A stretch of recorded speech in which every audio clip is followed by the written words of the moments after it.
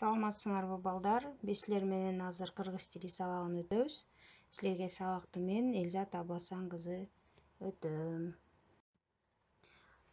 Биздин бүгүнкү сабагыбыздын темасы тыбыш жана тамга деп аталат. Бул фонетика бөлүмүнө тиешелүү. Анда эмесе биз биринчи тыбыш жана тамга туурасында сөз кылаардан мурда фонетика деген эмне деген суроого жооп алып алышыбыз керек. Фонетика деген бул грек тилинен алынган, бизче которгондо үн, тыбыш дегенди түшүндүрөт. Фонетика бөлүмү бул тилдин тыбыштык системасын, тыбыштардын жасалышын, алардын өзгөчөлүктөрүн, бири-биринен болгон айырмасы жөнүндө үйрөтүүчү тил илиминин бир бөлүгү болуп эсептелинет. Тыбыш жана тамга. Кыргыз тилинде 36 тамга, 39 тыбыш бар. Тамга деген эмне? Тыбышты белгилей турган белги тамга деп аталат. Биз тамганы көрөбүз, жазабыз, айтабыз. Алфавит деген эмне?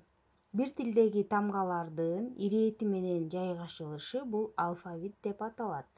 Төмөндө силер кыргыз тилинин алфавитин көрүп жатасыңар. Бул жерде 36 тамга жайгашкан.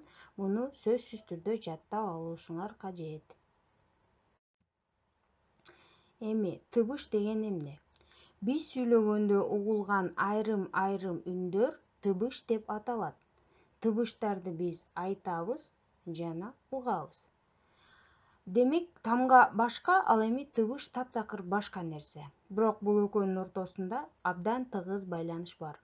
Тамгалар бул тилдеги тыбыштарды белгилөө үчүн атайын ойлонулуп табылган белги болуп саналат. Бирок тилди үйрөнүүдө бир тамга ар башка 2 же андан да көп тыбышты билдире тургандыгын эстен чыгарбообуз зарыл.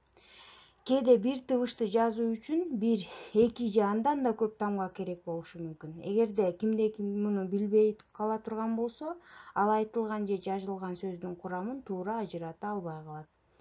Биз азыр силерге мисал келтирип беребиз. Мисалы, үй деген сөздү ала турган болсок, бул сөздө 2 тамга, 2 тыбыш бар. Муну ажырата билүү абдан оңой болду. Ал эми кийинки мисалы, кыргыз тилинен башка тилден кабыл алынган сөздөрдөн ала турган болсок, мисалы съезд деген сөз бар. Съезд сөзүндө тамганын санын санай турган болсок 5 болот. Ал эми тыбыштардын саны 4 болот. Бул жерде айрымдарыбыз ойлонуп калышыбыз мүмкүн. Эмне үчүн тыбыш тамгадан аз болуп калды деп. Бул жерде ажыратуу белгиси бул жөн гана белги катары, тамга катары колдонулуп, тыбыштык маанини бербейт. Кийин дагы бир сөздү ала турган болсок, аю деген сөздү ала турган болсок, бул жерде 3 тамга бар. Тескерисинче, эмне 4 тыбыш бар. Эмне үчүн дегенде, ю тамгасы биз айтканда 2 тыбышты түшүндүрөт. Кулагыбызга ый жана у тыбышынын биригип келиши угулат. Ошондуктан бул аю сөзүндө 3 тамга жана 4 тыбыш бар.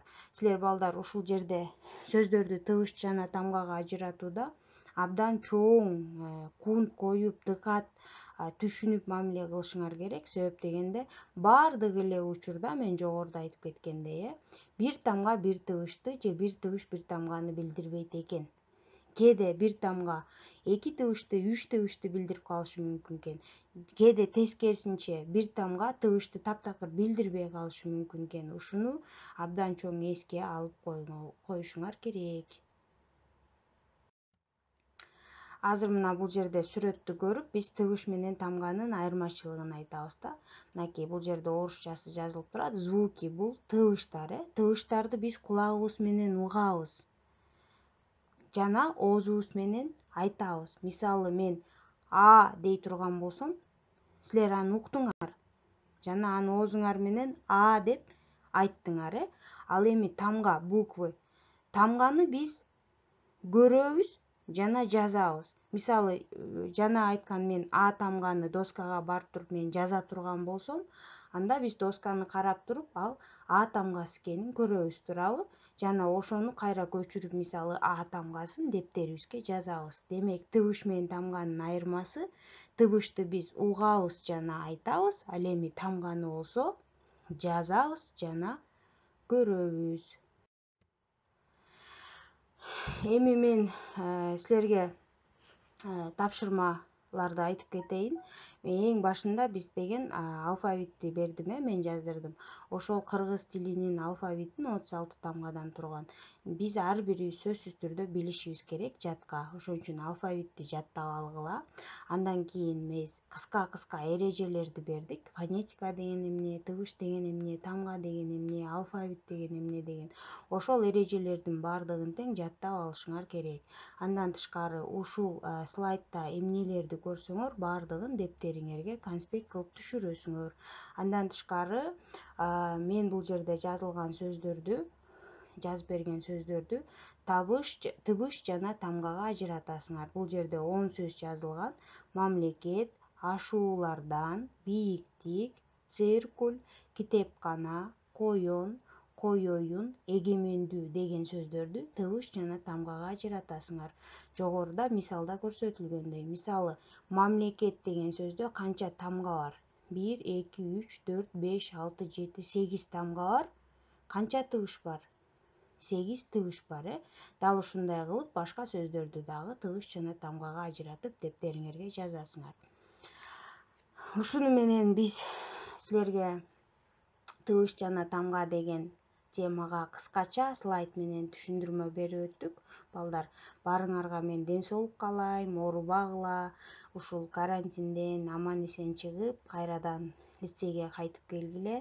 Күтөбүз биз силерди ар дайым. Кийинки биздин башка сабактан жолукканга чейин саламатта болгула.